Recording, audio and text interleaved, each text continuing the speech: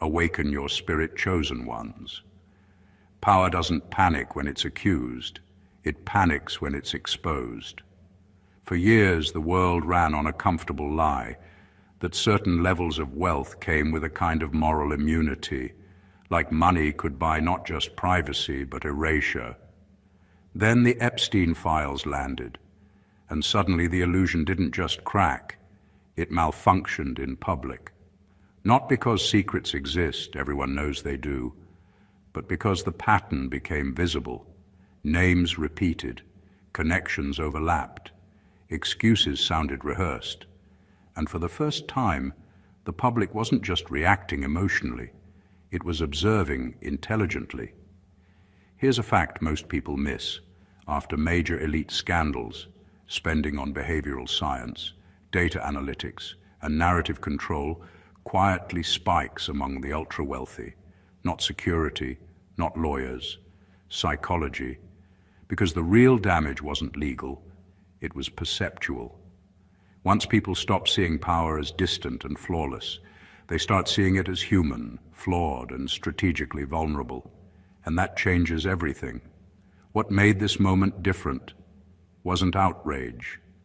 Outrage burns fast and dies young. What lingered was something far more uncomfortable: awareness. People didn't just feel angry, they became attentive. They started noticing timing, wording, silence, deflection, and emotional manipulation. In other words, the audience leveled up. And nothing terrifies insulated power more than an audience that understands the script. Behind closed doors, this triggered a quiet scramble. Not the dramatic kind you see in movies, no shredders flying out windows, but something more subtle and far more serious. Minds were studied, attention spans were measured, emotional reactions were modeled. Because once the public learns how power actually behaves under pressure, influence stops being automatic. It has to be earned, rehearsed, and maintained. And here's the slightly funny part. All that wealth, all that status, all those private jets. And the real threat turned out to be people sitting at home, scrolling calmly, connecting dots, sipping tea like, interesting. No pitchforks, no riots, just pattern recognition. That's not chaos. That's intelligence becoming inconvenient. This isn't a story about scandal. It's a story about a psychological shift that can't be undone. Because once power realizes it's being understood instead of merely feared or admired, the game changes. Quietly. Permanently. Number one, the real shock. Wasn't the crimes, it was the access. What shook people wasn't learning that terrible things happened behind closed doors. Most adults already know that power can rot in private. The real disruption came from seeing who could walk through those doors freely. The access told a louder story than the acts themselves. Politicians, financiers, academics, royalty-adjacent figures, media insiders, not rumors, not shadows, but overlapping circles that were never meant to overlap in public view. That's when discomfort replaced shock, because access isn't accidental. It's granted, protected, and maintained. Access reveals trust. It reveals endorsement. It reveals who feels safe enough to be seen, who assumes consequences won't apply to them, and who believes the system will bend quietly if needed. That realization hit harder than any headline. People understood that this wasn't about one person's depravity. It was about a shared confidence among the powerful that proximity to wrongdoing wouldn't stain them. And that confidence had been correct for a very long time. The unsettling part was how normal it all looked. No secret underground society, no dramatic costumes, just private planes, invitations, introductions, favors, and familiarity. That's what rattled people. Evil didn't look monstrous. It looked organized, social, and well-connected. That recognition forces a harder truth. Systems don't fail accidentally at that level. They fail by design through silence, benefit, and selective blindness. Once people grasped that access is the real currency of power, a mental switch flipped. Wealth stopped being impressive on its own. Titles stopped sounding authoritative. People started asking quieter, sharper questions in their minds, not out loud, but internally. Who protects who? Who gains from not knowing? Who keeps getting invited back? And that awareness doesn't fade easily, because once you see access as the real indicator of power, you stop being distracted by surface morality. You stop assuming distance equals innocence. You realize that the most revealing information isn't what someone says. It's where they're allowed to stand without explanation. That's why this moment lingered. Crimes shock briefly. Access rewires perception. And perception, once changed, doesn't return to its old setting. Number 2, billionaires study psychology more than economics. At the highest level of wealth, money stops being the main obsession. Once you already have more than you could ever spend, the real focus shifts to control, and control lives in the human mind. Economics explains markets, but psychology explains people, and people move markets. That's the quiet realization that changed strategy at the top. After major public exposures and scandals, the ultra-wealthy learned something uncomfortable. You can survive financial loss, but you can't survive a permanent shift in how people perceive you. Stock prices can recover. Public trust is harder to rebuild. Once the crowd sees you differently, everything connected to your name feels different. Your companies, your partnerships, your influence. So the smart ones stopped studying only balance sheets and started studying behavior patterns. They invest in data analysts who track emotional reactions in real time. They hire experts who understand outrage cycles, attention spans, groupthink, and narrative framing. They analyze how fast anger rises, how long it lasts, and what distracts it. This isn't paranoia, it's strategy. Because in the digital age, perception spreads faster than any press release can contain. Economics is predictable compared to human emotion. Markets respond to interest rates and supply chains. People respond to fear, betrayal, loyalty, status, and tribal instincts. When exposure events happen, the real battlefield isn't the courtroom, it's public opinion, and public opinion runs on psychology. The wealthy learned that influence doesn't require controlling everyone. It only requires understanding how groups think under pressure. If you can predict behavior, you can position yourself ahead of it. That's why think tanks, behavioral science firms, and data modeling teams quietly became as important as investment advisors. This shift isn't dramatic or obvious. It doesn't make headlines. But it's real. The new currency isn't just capital. It's cognitive leverage. The ability to anticipate reactions before they happen. The ability to redirect attention without appearing to. And once you understand that the elite are studying how minds move, you start to see why the game feels different. Number 3, secrecy is a currency more valuable than cash. After the Epstein files, the ultra-wealthy learned a lesson that money alone could never teach them. Secrets are worth more than any bank account. Cash can be spent, assets can be lost, and fortunes can vanish overnight. A secret, however, is leverage.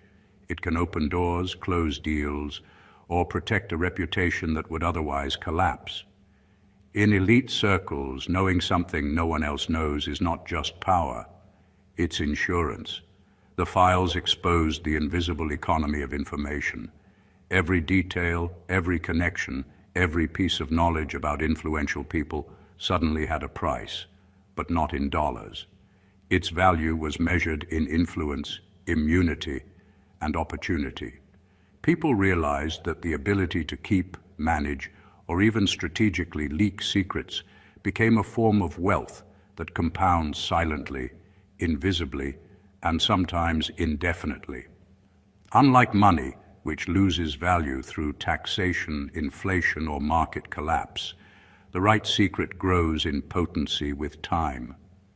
This understanding reshaped how the elite operate. Private jets, luxury homes, and legal teams are no longer the only protective layers. Narrative control and intelligence networks have become essential. It isn't just about covering tracks. It's about anticipating who might notice them, who might exploit them, and how to turn knowledge into advantage before anyone else acts. Secrets are now traded, not openly, but in subtle cues, whispered introductions, and selective transparency.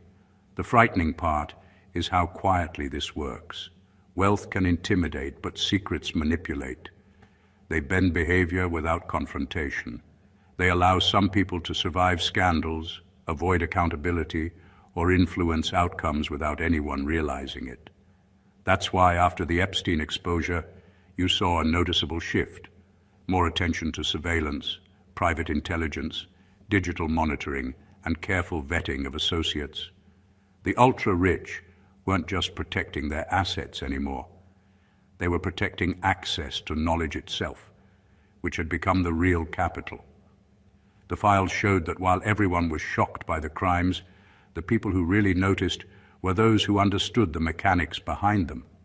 They understood that in the world of influence, cash is temporary, but the right information can last forever, bending reality in ways money never could. Number 4. The illusion of invincibility was destroyed. For decades, extreme wealth carried with it an unspoken assumption: money equals immunity. The ultra-elite moved through the world believing that assets, connections, and carefully curated reputations could shield them from almost anything. The Epstein files shattered that belief. Suddenly, the untouchable were shown to be very touchable, and the illusion of invincibility that had cocooned them for years cracked in a very public way. The files revealed that no amount of influence, no private network, no legal team could guarantee permanent safety. Laws could be challenged, loopholes exploited, and money could fight investigations. But once evidence entered public view, control became tenuous.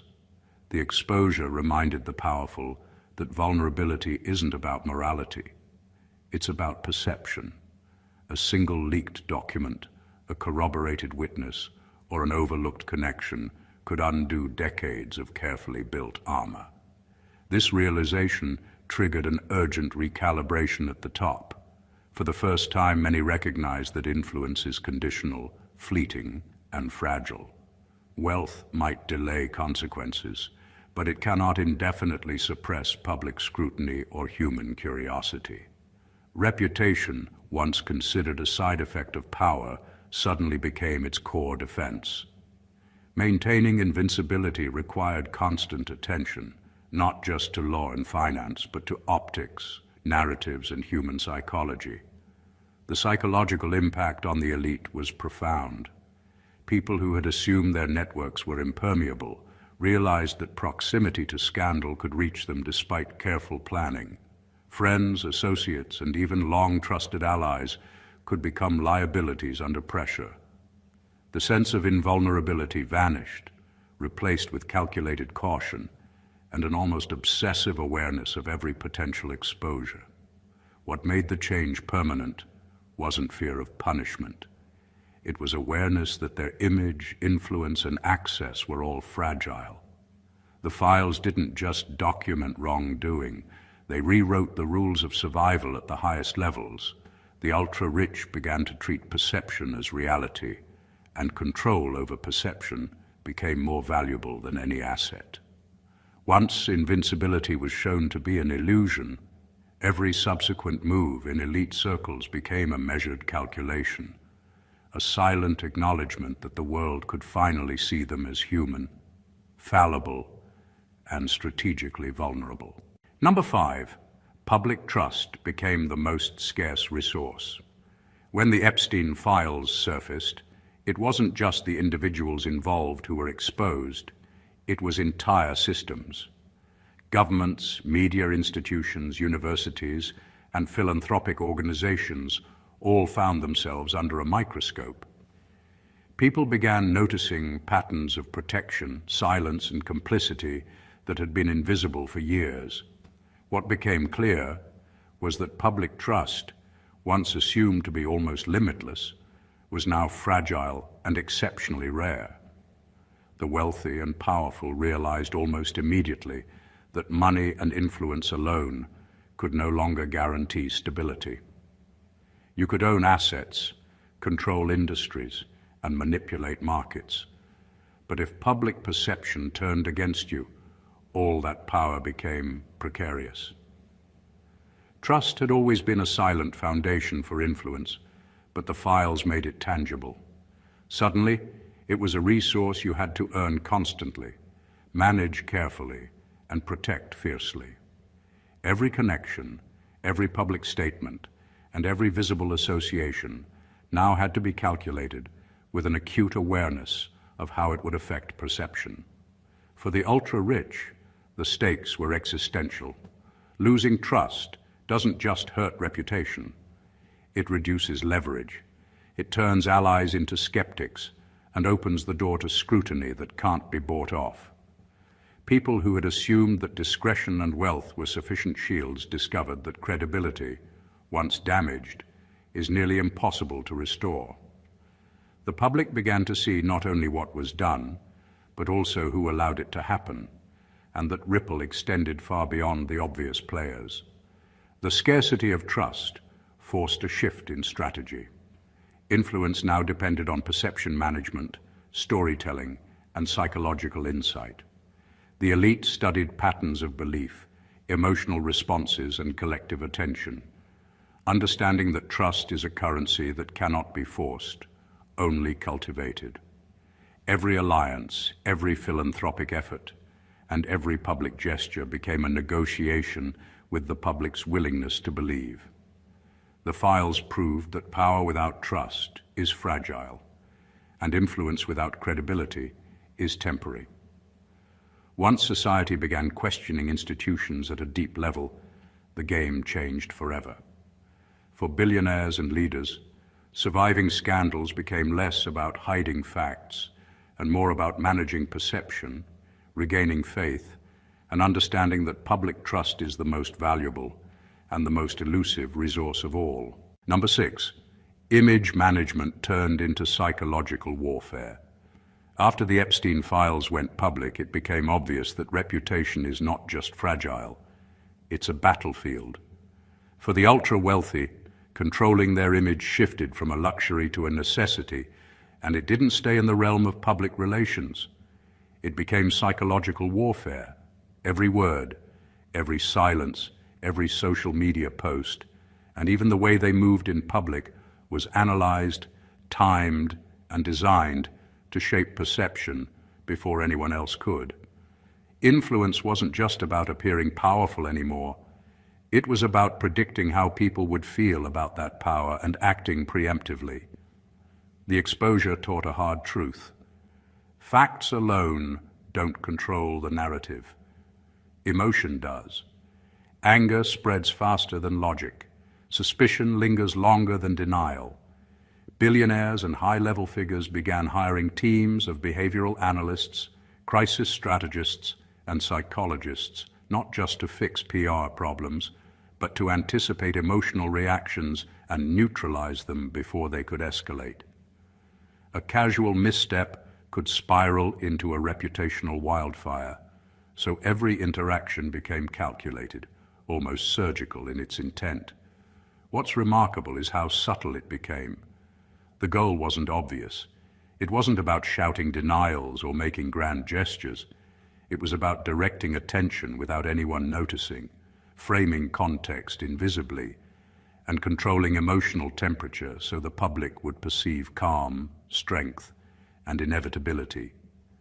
Timing, placement, and narrative sequencing became as critical as any legal maneuver or financial move. The wealthy learned that you can't just defend an image. You have to engineer perception at the cognitive level. This strategic sophistication is what makes the shift so profound. It's no longer just a matter of polishing an image. It's about understanding human psychology, predicting outrage cycles, and subtly shaping decisions and beliefs.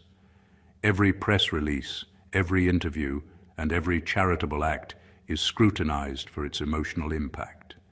In this new reality, image management isn't cosmetic, it's combat. The Epstein files didn't just expose crimes, they revealed that influence is now fought in the realm of thought and feeling. For those who survived the exposure, mastering the psychology of perception became the ultimate weapon, turning reputation into a battlefield where victories are won long before the public even realizes there's a war. Number 7, power is no longer just vertical, it's digital. The Epstein files made one truth impossible to ignore. The old ways of controlling power no longer work.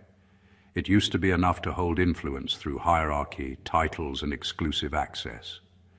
Control was vertical, top-down, tightly managed, and insulated. That illusion crumbled when digital exposure proved that information could travel sideways, unnoticed, and uncontrollably. A single leak could bypass layers of protection, reach millions, and reshape perception faster than any executive or lawyer could respond. The ultra-wealthy quickly realized that surviving in the modern era isn't about stacking authority in private offices. It's about understanding the digital ecosystem where attention moves. Platforms, algorithms, social networks, and even niche forums became battlegrounds. Once someone posts a connection, an allegation, or a document, it doesn't need mainstream approval to be impactful. It spreads, accumulates credibility through repetition, and alters perception in ways traditional power couldn't stop. Digital visibility became as important as any private meeting or political favor. This shift changed how the elite operate behind the scenes. Investments are no longer just financial, they are strategic in the realm of information control. Tech teams, monitoring systems, and online behavior analysts became essential. Every post, comment, or even absence online is examined for its potential ripple effect. Controlling platforms, shaping narratives, and managing digital footprints became as critical as legal defense. In many cases, it is the invisible digital work that protects more than money, influence, or secrecy ever could. What makes this transformation so profound is its permanence. Digital memory is relentless. Once information enters the network, it can't truly be erased. The files expose that past behaviors, associations, and communications could be tracked, indexed, and resurfaced indefinitely. For the wealthy, this meant that survival depends less on what you do today and more on understanding how everything you've ever done can be perceived, dissected, and weaponized tomorrow. The old rules of power, vertical control, exclusive access, and elite circles are no longer sufficient. Influence now exists in the horizontal spread of information, in networks of awareness, and in perception that can move faster than any strategy. The Epstein files didn't just expose crimes, they exposed a new reality. The battlefield of power is digital, and if you don't master it, invincibility is impossible. Number 8, silence became suspicious. Before the Epstein files went public, silence was a shield. The ultra-wealthy could choose when to speak, what to reveal, and who to respond to, and the world assumed discretion was wisdom. Quietness suggested stability, control, and even innocence. After the exposure, that assumption no longer held. Silence became a signal, a provocation, and in many cases, a liability. Not saying anything didn't protect anymore. It raised eyebrows, created speculation, and invited narratives to form without consent. The files proved that absence of response could be louder than words. When powerful people went quiet, it was no longer read as strategy, it was read as calculation under pressure. People began noticing timing, patterns of omission, and selective visibility.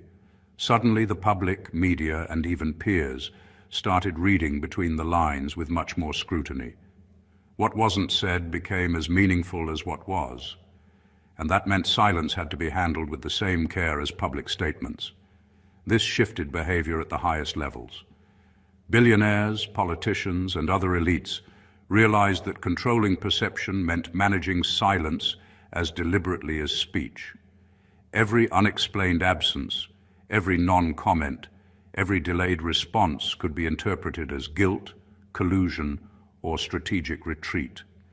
Teams of advisors, psychologists, and communication specialists began mapping not only what to say, but when to say it, how long to remain silent, and how to craft pauses to signal exactly the right emotion. Silence transformed from a defensive posture into an instrument of influence, but only when wielded with expert precision.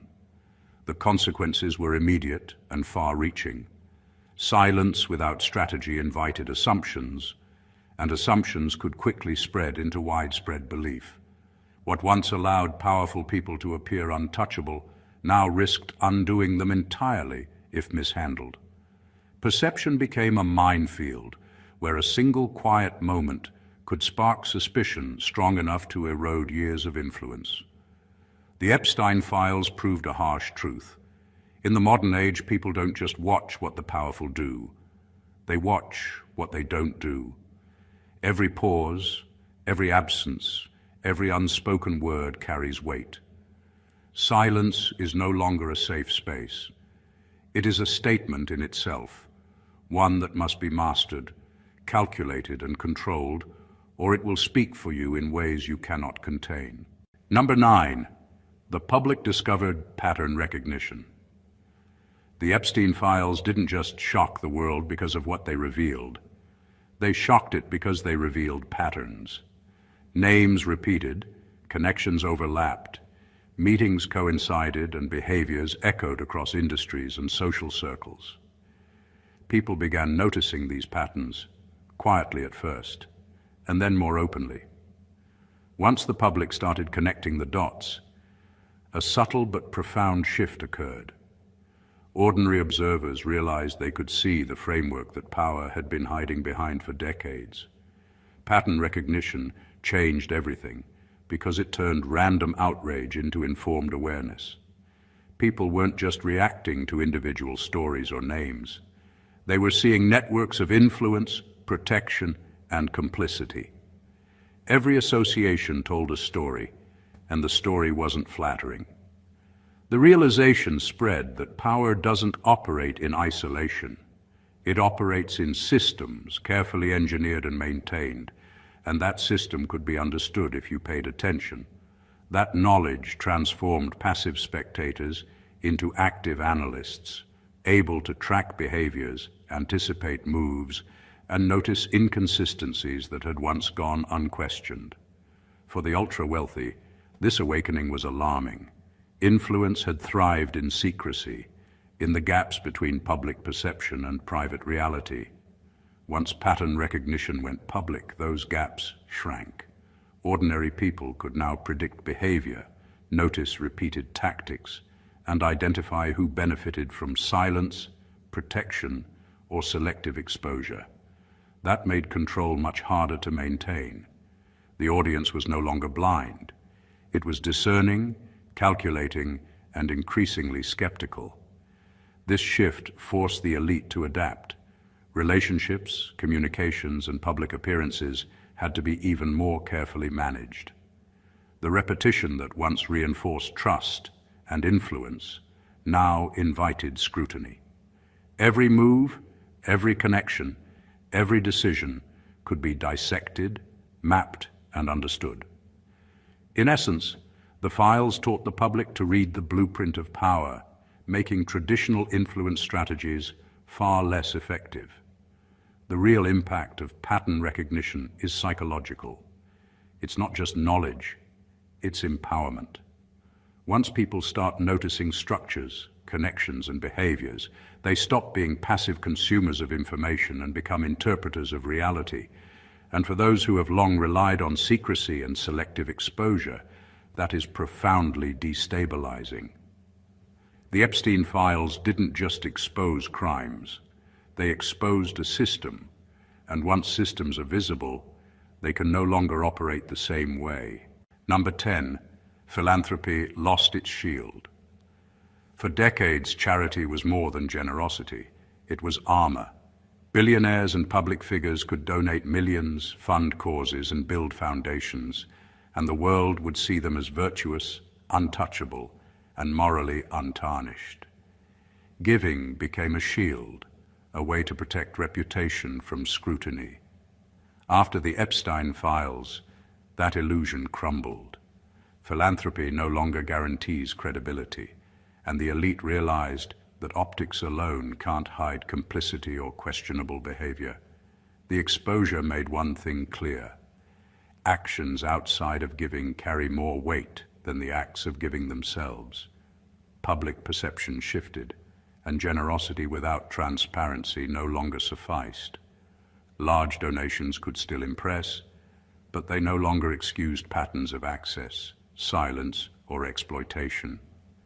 The files revealed that the people behind the donations were as human, as flawed, and as strategic as anyone else, and sometimes far more calculated. The public began asking not just what was being funded, but who was funding it, why, and what narrative it served.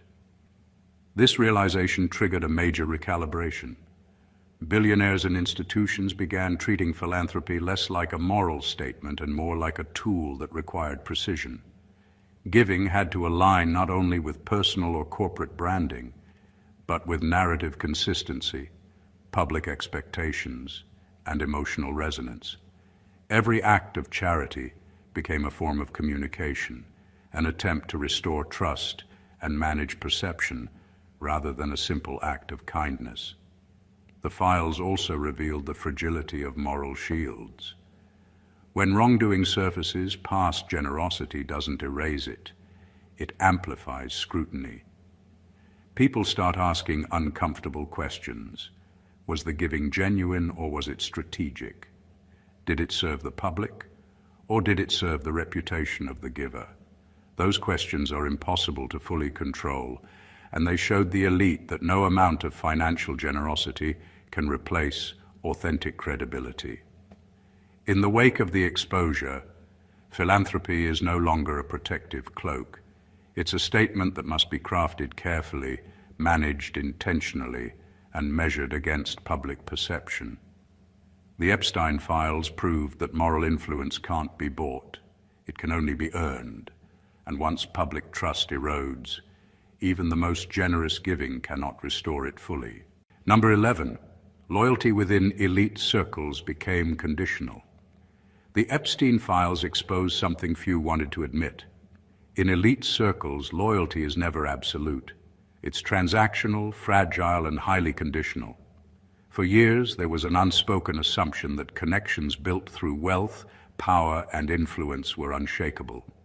Friends, colleagues, and allies were trusted implicitly because survival depended on unity. The files dismantled that illusion.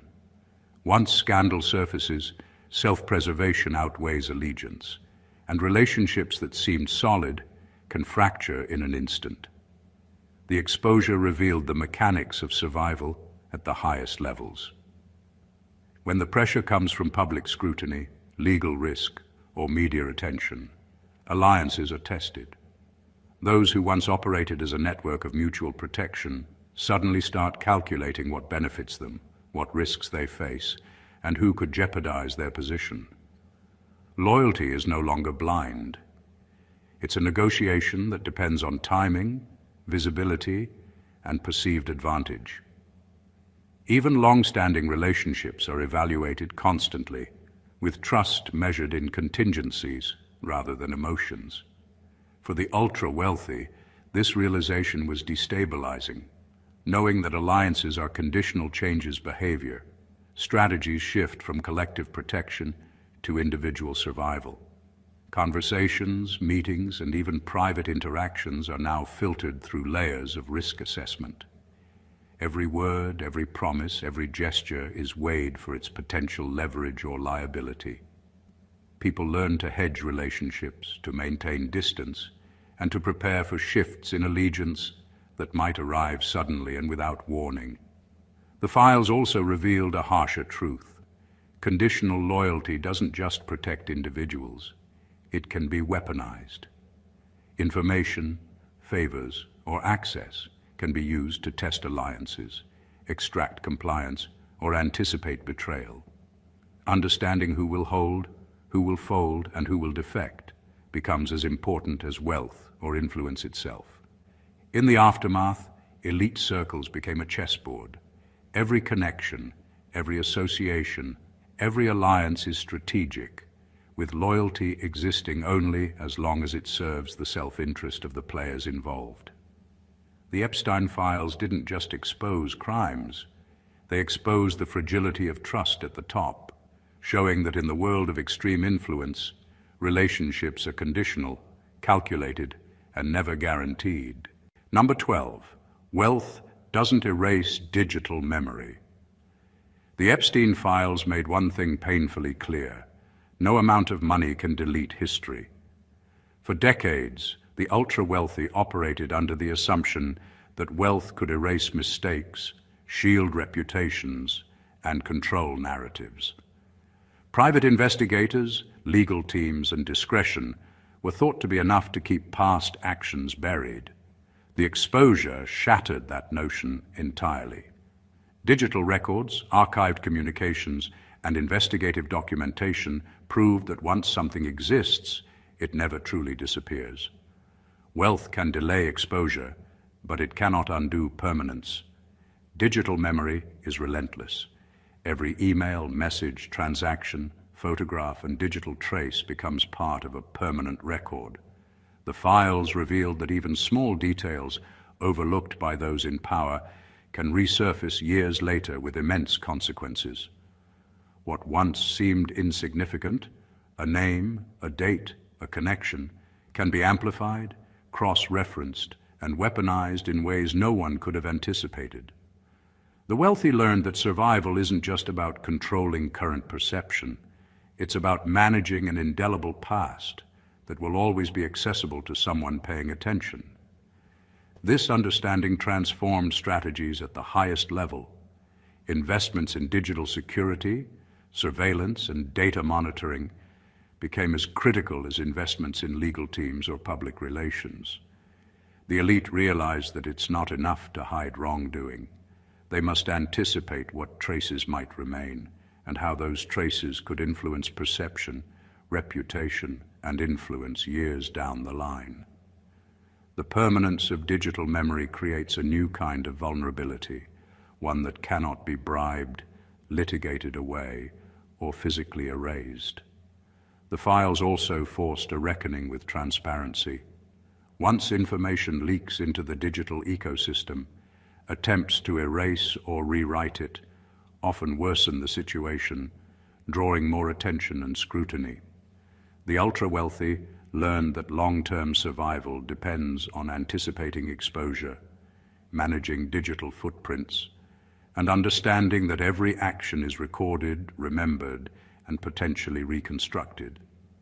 The Epstein files taught an unforgettable lesson. Wealth buys many things, but it cannot erase history. Digital memory endures, connects the dots, and exposes patterns. In a world where everything leaves a trace, even the most protected, powerful, and wealthy are never truly untouchable. Permanence has become the new reality of influence. Number 13, the masses became harder to predict. The Epstein files revealed a truth that unsettled the powerful in a way money couldn't fix. The public doesn't behave like a predictable machine. Outrage isn't linear, curiosity isn't uniform, and attention doesn't follow rules. Before the exposure, the elite operated with confidence, assuming that public opinion could be managed through influence, media control, or selective messaging. The files proved that those assumptions no longer hold. People react emotionally, rapidly, and often in ways that no amount of preparation can fully anticipate. For billionaires and high-level players, this unpredictability was both shocking and dangerous. The patterns they relied on, timing of narratives, carefully curated responses, controlled visibility, suddenly became less reliable. Ordinary observers could interpret events differently, connect unrelated dots, and even amplify minor revelations into major public sentiment shifts. The audience had leveled up. Once people began analyzing behavior, spotting inconsistencies, and forming independent conclusions, the old methods of influence began to crumble. This shift forced a profound change in strategy. The wealthy started investing in behavioral modeling, social monitoring, and psychological analysis to anticipate public reaction. They studied anger cycles, attention spans, viral trends, and emotional tipping points with precision. What used to be considered overreaction was now data, a signal to be interpreted and incorporated into strategy. The unpredictable nature of collective behavior demanded a level of preparation that went beyond traditional PR or legal defenses. The unpredictability also revealed a deeper vulnerability. Influence could no longer rely solely on authority, wealth, or reputation. It had to account for curiosity, skepticism, and independent thought. Once the masses became aware of systemic corruption or hidden patterns of power, their reactions couldn't be fully controlled, only guided, deflected, or mitigated. The exposure demonstrated that power is fragile, not just when it is legally challenged, but when it is psychologically observed. The Epstein files taught the elite a difficult lesson. The collective mind cannot be fully predicted or tamed. In a world where people connect information, recognize patterns, and form their own conclusions, influence requires subtlety, constant adaptation, and an understanding that no strategy can fully account for the unpredictable energy of the public. Control is no longer guaranteed, perception is volatile, and survival depends on mastering the art of navigating unpredictability. Number 14, the true shift was psychological, not legal. The Epstein files changed the world in a way that the courtroom never could. Lawsuits, arrests, and trials are temporary spectacles, but the files created a permanent shift in awareness. The most significant impact wasn't who went to jail or who avoided it. It was how society began to see power itself. People stopped assuming that wealth equals morality and that shift in collective perception is irreversible. The files didn't just expose crimes. They exposed a mindset, a network, and a system of influence that had been operating above scrutiny for decades. For the elite, this psychological awakening was terrifying. Money, lawyers, and private security can't defend against a change in collective consciousness. Once the public begins to question, analyze, and connect the dots, the rules of survival shift. Influence no longer relies solely on visibility or control of resources. It relies on trust, perception, and the belief of those watching. That belief cannot be brought back once it is lost. The files showed that even the most insulated figures are vulnerable when society starts thinking critically instead of following blindly. This shift forced the ultra-wealthy to adapt at a deep level. The focus moved from legal loopholes to psychological strategy, from hiding mistakes to managing perception, from controlling narratives superficially to anticipating emotional responses at scale. The public's mental engagement became the real battlefield. Influence is now about predicting thought patterns, controlling attention, and shaping belief without being overt. The files revealed that every action, omission, and connection could be interpreted, misinterpreted, or weaponized in the court of public opinion. The lasting lesson is clear. Legal outcomes are fleeting, but awareness is permanent. Once people understand the mechanisms behind power, nothing can fully restore the old assumptions. The Epstein files didn't just document crimes, they altered the collective psyche, making society more vigilant, more skeptical, and more analytical.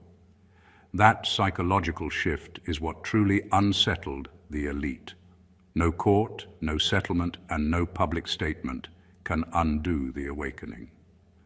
The files proved that the human mind, once engaged and aware, cannot be silenced, and that realization has forever changed the rules of influence, control, and survival at the highest levels of wealth and power. The Epstein files didn't just expose hidden crimes, they exposed the fragile architecture of power itself.